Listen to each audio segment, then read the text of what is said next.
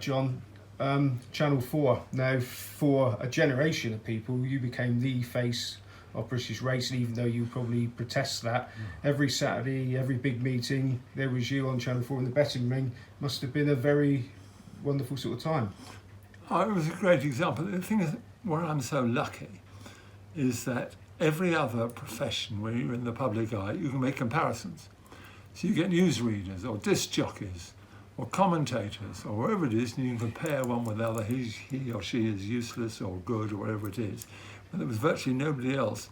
In betting rings, the BBC, in my time at Channel 4, tried 15 different people in betting rings. Absolutely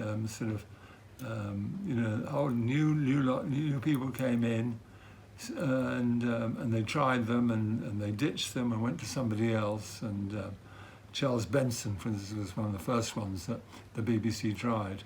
A great character and all that in the gambling world. And it was a fantastic time because luckily there was nobody to compare with. So they couldn't say John McCRIRICK's useless. He was, but they couldn't say so-and-so does it better.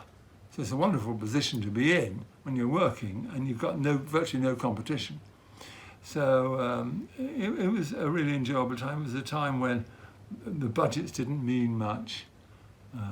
Our boss Andrew Franklin had been determined to bring a team together that really worked together, and we did. We didn't all like each other all the time. There's no good pretending that, but that didn't show on air. And it was, you stayed at the best hotels, you travel well. We went over to, I remember doing Breeders' Cups live in Gulfstream over in Canada and one or two other places, Arc de Triomphe, all sorts of things that we did. And it was a real privilege, to work as the only people who were doing properly in covering the betting jungle. And I was sort of part of that. But it's very unfair to say that I'm the recognised face. John Francome was fantastic, and I think it's what ITV miss most now. His sort of knowledge, his understanding, his ability to cut down anything to size, to criticise and everything like that. You wouldn't say, it was a sort of an easy ride, because it was an easy ride when you had nobody else to compare you with. So working for Channel 4 and getting the reaction of the punters. I always had one sort of motto I had on, and I pass on to any broadcaster. If you were sitting at home watching me, or watching anybody now, what would you at that moment want to know? And the betting ring is full of stories, it's full of passions, it's full of triumphs and disasters, whatever it is. What would you want to know at home? That's what always was guiding me.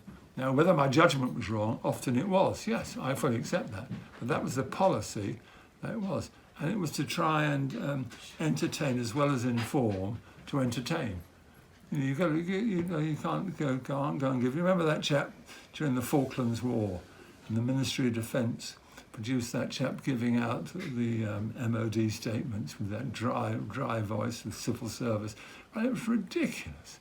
I couldn't say you can't go on in clown's uniform and entertain when troops are dying in the Falklands, but there's ways of doing it. And now, of course, in the modern technology, and that's just what people do. But it was, I love the betting jungle. And the great thing as well is having worked in the betting jungle.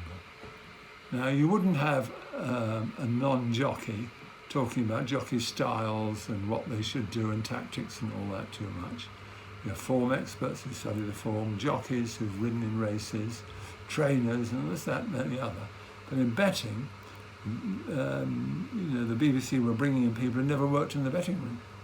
They knew about betting from a punter's point of view, and not from what the bookmakers do, the attitude of bookmakers, which is very different. So to be able to sort of, and I always try to reflect the bookmaker's point of view. People said, oh, you're anti-bookmaker and all that sort of thing, because you're slanging them off. Yes, well, they often deserved it. But nevertheless, it's what their thought process was, that only a participant who's done it can bring a proper perspective to it. So that was part of So what I was trying to bring was the betting jungle at the rawest edge. And I always tried to do that, but trying to make it fun or whatever else was saying, bringing other people in and trying to make it a place where had never been before. And suddenly people could understand the betting ring just a bit more. I hope they do. Okay, running in tandem with your career at Channel 4 was work with ATR. And one of the biggest sharks in the betting ring, probably in the past, was Barney Curley. Now, one of the best watched clips, I think, ever in racing on YouTube is that famous altercation between you, him and Luke Harvey. I mean, what is your relationship with Barney like? Well, now it's more passive and all that thing. We've all moved on. But it was at Folkestone, was the altercation, as you say there. And it's the moment that I'm least proud of in my television, at least if I have one sentence that I said that I'm ashamed of.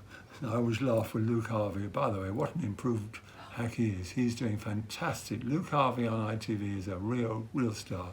And on ATR, we are so lucky to have him on ATR. So to make that clear. But so to try and sort of ward off, because I was only a sidekick, you know, Barney really was going at Luke. And he sort of said he was a dreadful jockey or something. And I said, Barney, don't you understand? Luke Harvey was quite a good jockey. Now, of all sentences I've said in life, Luke Harvey was quite a good jockey. It is disputable. Most statements I make, no one can argue with, but that one, in defence of the poor old hapless Luke who was standing quivering beside me as Barney was laying into it, Luke Harvey was quite a good jockey. Well, maybe I'll take that one back.